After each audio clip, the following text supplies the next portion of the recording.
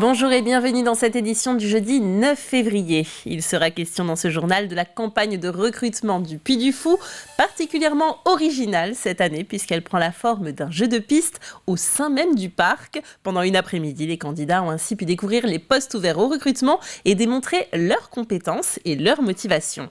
Puis direction Luçon où la cathédrale suscite des inquiétudes. Des chutes de pierres ont contraint la municipalité à condamner l'accès principal. Des ouvriers des compagnons du devoir ont examiné la façade pour poser un diagnostic. Enfin, pour sensibiliser sur les risques littoraux de la baie de Bourgneuf, une exposition est proposée actuellement à Saint-Jean-de-Mont.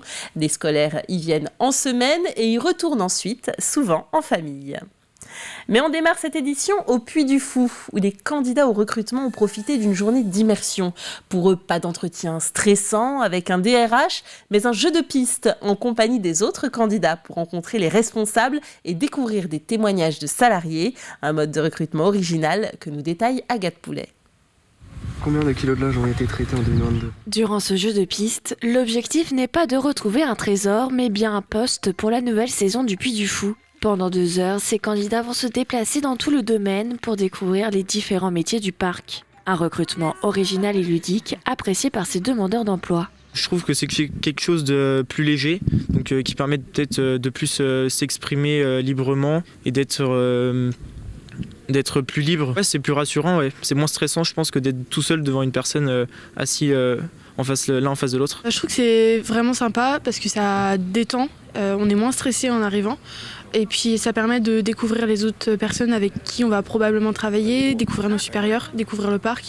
Et du coup c'est moins stressant et plutôt original. À l'aide d'une tablette, les candidats doivent retrouver les 35 balises dissimulées. Une fois trouvées, ils doivent répondre à des questions ou des défis. L'idée de ce recrutement immersif est de plonger les candidats au cœur de leur futur métier et de montrer à quoi pourrait ressembler leur saison au Puy du Fou. Un concept imaginé par l'entreprise événementielle vendéenne Lova Game. En fait, on avait été appelé il y a quelques mois par Pôle emploi les Herbiers pour faire un énigme emploi, pareil, sur des métiers en tension avec des jeunes. Et en fait, le Puy du Fou participait et ils ont apprécié le concept. C'est pour ça que quelques semaines après, ils nous ont appelés pour qu'on fasse quelque chose de différent, mais qu'ils puissent découvrir les métiers par ce biais. Pendant le jeu, 5 secteurs sont ciblés comme la restauration, l'hôtellerie ou l'entretien de l'environnement, des métiers actuellement en tension. C'est particulièrement sur ces métiers qu'on va se concentrer justement pour essayer de se réinventer, d'avoir une nouvelle façon de recruter pour projeter au maximum nos candidats.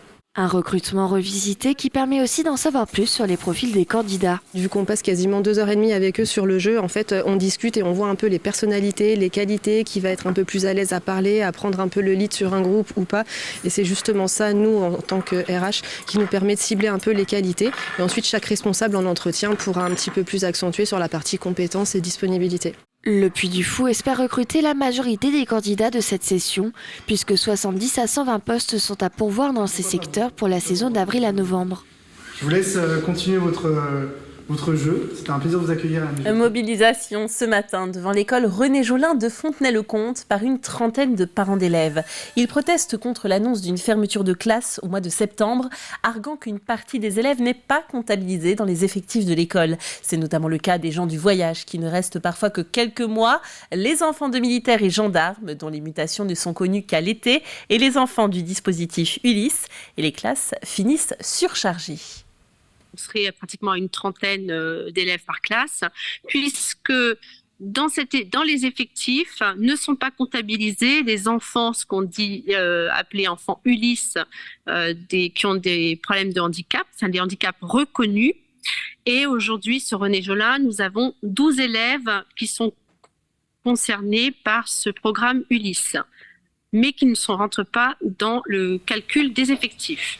Une réunion a eu lieu en présence de l'inspectrice de la circonscription qui leur a assuré une fermeture provisoire et un recomptage des enfants en juin et en septembre. La réponse ne satisfait pas le collectif qui reste mobilisé. Lundi, un terrible séisme de magnitude 7,8 a touché la Turquie et la Syrie. Plus de 17 000 morts sont déplorés pour le moment et ce bilan pourrait encore s'alourdir. Les secours internationaux sont sur place. Parmi eux, la Vendéenne Charlotte Kopman, une infirmière sapeur-pompier volontaire de Fontenay-le-Comte. Elle arrive en Turquie dès le lendemain du drame.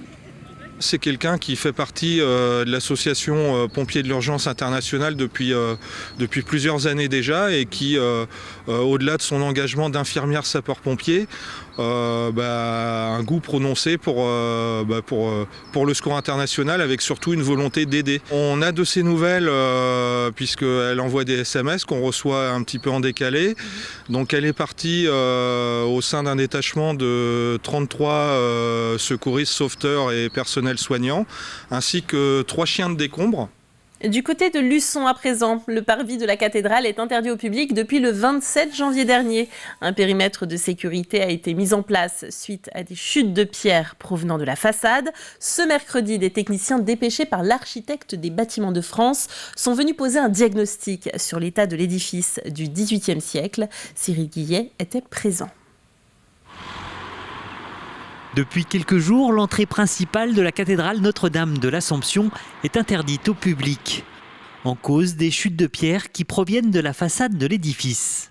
Ce parvis avec cette façade plutôt 18e, un style un peu néoclassique, en pierre calcaire, fait que c'est une pierre assez fragile et qu'on présume que les températures chaudes de l'été dernier, plus la pluie de début janvier et les gelées ensuite qui ont succédé, ont pu faire que certaines pierres déjà fragilisées ont pu éclater et ont pu se détacher et tomber sur le parvis. Dès les premières chutes de pierre, le parvis a été sécurisé par la municipalité qui en a bloqué l'accès. L'architecte des bâtiments de France a, elle, mandaté une entreprise spécialisée dans le but de réaliser un premier diagnostic et de sécuriser ce qui peut l'être. Ils ont constaté ce qu'on voit déjà d'en bas, donc on a des pierres qui sont abîmées suite à la météo, aux intempéries, à l'usure naturelle des pierres. Et ils ont constaté aussi qu'on avait des petits morceaux qui allaient tomber. Donc là, ils sont en train de purger pour faire tomber tout ce qui a tombé. Ils vont aussi rejointoyer des joints qui ont disparu. Une fois ces travaux d'urgence réalisés, une réflexion va être lancée auprès de la Conservation nationale des monuments historiques. L'objectif, déterminer si une éventuelle restauration de la façade serait nécessaire. En attendant, la cathédrale continue à accueillir les fidèles qui dorénavant accèdent à l'édifice par le cloître. C'est une belle idée de soirée que lance le Conseil des sages d'Aizenay, une veillée comme autrefois, dans les années 50, quand la télévision était remplacée par des chants, des contes, des jeux de toutes sortes au coin du feu et agrémentés d'une bonne grillée de mojettes. Ça se passe le samedi 25 février à 19h dans la salle Les 4 Rondes à Aizenay.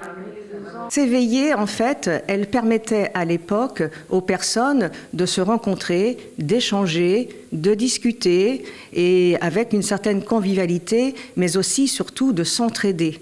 Et ça, c'est important puisque aujourd'hui, ce lien, il faut que nous le maintenions dans notre société actuelle et que nous sachions aller vers les autres avec bienveillance pour écouter, mais aussi apporter parfois des moments de convivialité, des moments d'échange et des moments de bonheur et de plaisir. Inscription auprès du Centre communal d'action sociale d'Aizenay. La participation est libre et sera reversée à une association à vocation sociale de la ville. Avec un réchauffement climatique de 2 degrés, votre maison aurait-elle les pieds dans l'eau? C'est une des questions que pose une exposition consacrée aux risques littoraux de la baie de Bourgneuf. Elle est actuellement visible à la ferme du Vazet à Saint-Jean-de-Mont. Une sensibilisation auprès du jeune public qui est organisée en semaine pour informer sur la possible montée des eaux dans les prochaines décennies. Le reportage d'Alexandre Debray et d'Alexandre Le Naour. Dans certaines communes, qu'est-ce qu'il y a devant la mer, entre guillemets? Alors nous, on a des dunes qui vont être naturelles, qui vont être faites de sable. Et puis dans d'autres communes, il va y avoir des digues, exactement. Ce matin-là, Manon Brohan initie le public à la prévention du risque. Le risque, c'est un ensemble de facteurs environnementaux pouvant menacer la société. Le long de la baie de Bourgneuf, par exemple, la principale menace reste l'érosion et la montée des eaux. Les digues constituent une solution efficace face à ce problème. Alors, est-ce qu'on est exposé aux submersions marines? Non. Voilà. Donc ça y est, vous avez vos réponses. Grâce à un carnet de questions, les élèves en apprennent plus sur ces menaces. La première question, c'était justement la définition d'un risque, pour bien comprendre ce que c'est. Il y avait comment on développe une culture du risque. Et puis, il y a une question aussi sur les causes du changement climatique, puisque ça va être en lien avec les prochaines séances du parcours sur la montée du niveau des mers, les conséquences du changement climatique chez nous et ailleurs dans le monde. Un problème réel, mais surtout bien proche de soi. Pour ces collégiens, c'est aussi le début d'un parcours scolaire liant plusieurs matières. À partir de là, on va discuter, réaliser des choses, faire des expérimentations en physique et en SVT. Et puis en classe, après en géographie, moi je vais leur montrer une carte qui montre si on a 2 degrés d'augmentation de température, quelles vont être les conséquences au niveau de la mer. Et ils vont aller zoomer, ils vont aller mettre leur adresse, ils vont voir si leur maison est pied dans l'eau dans 50 ans ou pas. L'exposition s'inscrit dans le PAPI, le programme d'action de prévention et des inondations de la baie de Bourgneuf. Diffuser l'information et faire preuve de vigilance reste la meilleure défense. Ça, c'est un apprentissage en le faisant dès le plus jeune âge. On va le garder tout au long de sa vie et puis on va le transmettre aussi.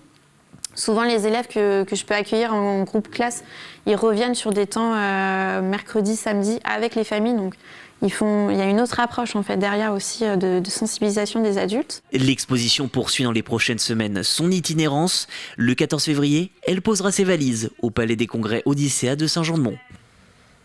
C'est la fin de cette édition. Le retour de l'actualité fraîche, ce sera à partir de 7h demain dans votre matinale. Quant à moi, j'aurai le plaisir de vous retrouver à 12h30 pour le flash de la mi-journée. D'ici là, passez une très belle soirée sur TV Vendée. À bientôt.